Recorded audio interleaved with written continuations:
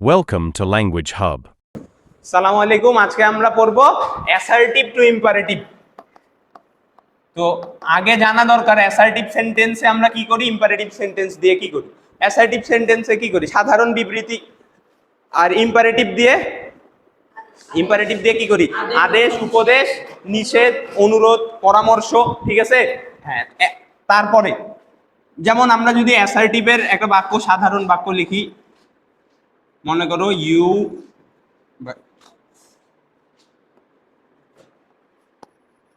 should do the work। এইখানে আমাদের অ্যাসার্টিভে সাধারণত কি থাকে, অক্সিলারি ভার্ব, বা মাঝে মাঝে অক্সিলারি নাও থাকতে পারে, তারপরে মেইন ভার্ব আর শুরুতে সাবজেক্ট। আর ইম্পারেটিভের ক্ষেত্রে সাধারণত কি হয়, মেইন ভার্ব দ্বারাই বাক্য শুরু হয়। ঠিক আছে। তো আমাদের অ্যাসার্টিভ থেকে ইম্পারেটিভ করার জন্য আগে আমাদের যেই কাজটা করা লাগবে সেটা হচ্ছে খেয়াল করা লাগবে আমাদের বাক্যের সাবজেক্টটাকে। কি বললাম, অ্যাসার্টিভ সেন্টেন্সের সাবজেক্টটাকে। সাবজেক্ট যদি সেকেন্ড পারসন হয়, যদি সেকেন্ড পারসনকে অর্থাৎ ইউ হইলে আমরা কি করব, ইউটাকে বাদ দিয়ে মেইন ভার্ব সহ বাকি অংশ লিখে দিব। কারণ কি, আমি আদেশ যদি তোমাকে করি, ওইখানে তো বোঝাই যাচ্ছে কথাটা কাকে বলতেছি, ইউ এর প্রয়োজন নাই। সাবজেক্ট সেকেন্ড পারসন হলে তা বাদ দিয়ে মেইন ভার্ব দিয়ে বাক্য শুরু করব। বলতেছি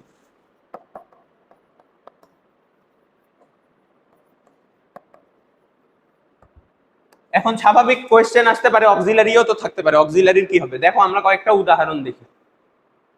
মনে করো এইরকম আছে একটা বাক্য, ইউ ডু দ্য ওয়ার্ক, তুমি কাজটা করো। এইখানে আমরা কি করব, ডাইরেক্ট ইউ কে সরাই দিয়ে কি লিখবো, ডু দ্য ওয়ার্ক। ঠিক আছে, বুঝছেন। এবার যদি ইউ এর পরে অক্সিলারি থাকে, you should do the work, এবার আমরা কি করব বলেন, অক্সিলারি থাকলেও কোনো ব্যাপার না, অক্সিলারিও সরাই দিবেন, কি লিখবেন, ডু দ্য ওয়ার্ক। পরে যদি এই রকম হয়, ইউ এর পরে মনে করো শুড এর পরে অন্য কোনো একটা অ্যাডভার্ব থাকলো, you should always speak the truth. এবার আমরা কি করব, শুড আর ইউ তো তুলে দিব, কিন্তু আমরা জানি অ্যাডভার্ব দিয়েও বাক্য শুরু হইতে পারে, আর ভার্বের আগে অ্যাডভার্ব থাকলে সমস্যা নাই। এই কারণে হবে অলওয়েজ স্পিক দ্য ট্রুথ। হ্যাঁ, সাবজেক্ট আর অক্সিলারি ইউ থাকলে সাবজেক্ট আর অক্সিলারি জাস্ট সরাই দিবে। ঠিক আছে। এবার যদি এইটাই অলওয়েজ না হয়ে নেভার হইতো, হ্যাঁ আমি তোমাকে বললাম যে হচ্ছে সব অলওয়েজ স্পিক দ্য ট্রুথ, তার মানে এই জায়গায় কে আছে, ইউ তো হিডেন থাকেই, যেহেতু তোমাকে বলতেছি ওই জন্য আর ইউ এর প্রয়োজন নাই। যাকে বলতেছি ওকে বারবার এইটা বলার তো প্রয়োজন নাই, তুমি সব সময় সত্য কথা বলবা, আমি ওই জন্য তুমি সরাই দিয়ে কি বলবো, সব সময় সত্য কথা বলবা। বাংলায় বললেও এইভাবে বলি না, ওইটাই জাস্ট ইউ শুড।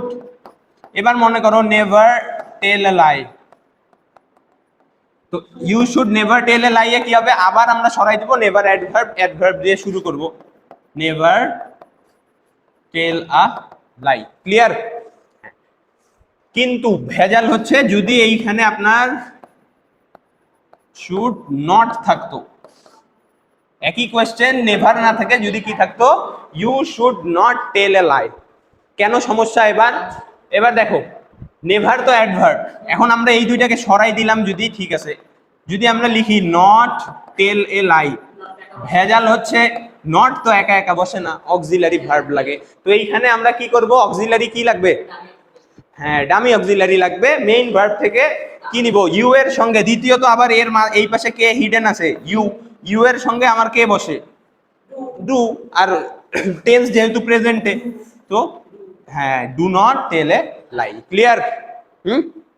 তারপরে দেখেন এবার এইটা যদি এইটা সব থেকে interesting question, you are requested two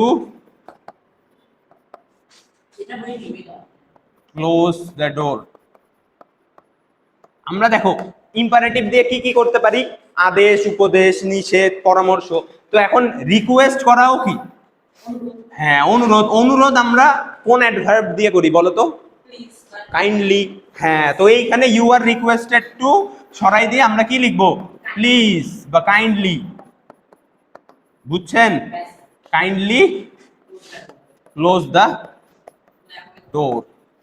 clear? তার মানে সহজ কথায় বললে ইউ থাকলে আমরা কি করব, ইউ সরাই দিব। যদি অক্সিলারি থাকে তাও সরাই দিব, কোনো সমস্যা নাই। অক্সিলারি পরে যদি অ্যাডভার্ব থাকে তো অ্যাডভার্ব শুরুতে বসবে। নেভার না বোধক অ্যাডভার্ব হইলেও ওটা শুরুতে বসবে, কোনো সমস্যা নাই। কিন্তু নট থাকলে ওটাকে কি বানাইতে হবে, ডু নট, শুড নট কে ডু নট বানাইতে হবে। ক্লিয়ার? আর ইউ আর রিকোয়েস্টেড টু থাকলে কি হয়, প্লিজ। এবার যদি সাবজেক্ট আমাদের কি হয়, সেকেন্ড পারসন বাদে ফার্স্ট পারসন অথবা থার্ড পারসন হয়, সাবজেক্ট ফার্স্ট অথবা থার্ড পারসন হলে কি করব আমরা, যেমন একটা বাক্য দেখো, মনে করো উই প্লে ফুটবল, তখন এইখানে আমাদের বাক্য শুরু হবে হচ্ছে কি দ্বারা, লেট দ্বারা। কি দ্বারা শুরু হবে, লেট দ্বারা। লেট দ্বারা কি কোনো কিছু করার অনুমতি দেয়া বোঝায়, ঠিক আছে?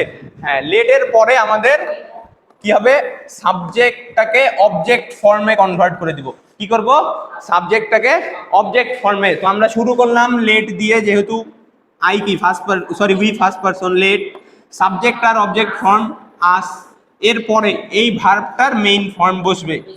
কারণ কি, কারণ হচ্ছে এটা বেয়ার ইনফিনিটিভের মধ্যে পড়ে, এখানে কি আছে, টু হিডেন থাকে, ঠিক আছে?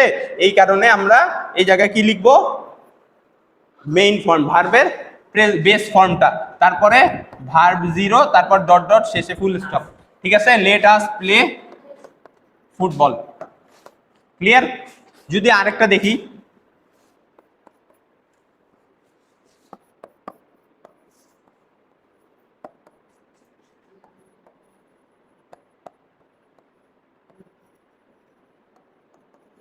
দেখো হি গোজ টু স্কুল রেগুলারলি, এরপরে কি করব, আবার থার্ড পারসন দিয়ে শুরু, লেট, হিটাকে বানাই দিব হিম, গোজ কি হয়ে যাবে, গো টু স্কুল রেগুলারলি। বুঝছেন সবাই? ক্লিয়ার?